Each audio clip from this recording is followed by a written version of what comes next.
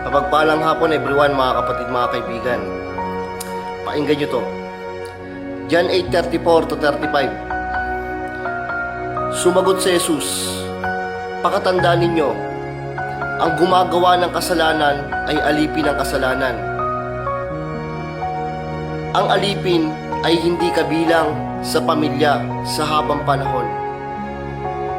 Subalit ang anak ay kabilang magpakailanman."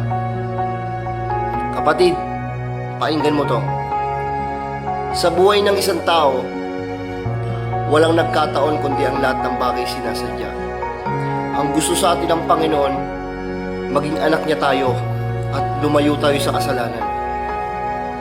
Dahil hindi lahat ng nasa basura ay basura na. Yung iba dyan, sinayang lang talaga. Kaya kapatid, mahal ka ng Diyos. Amen.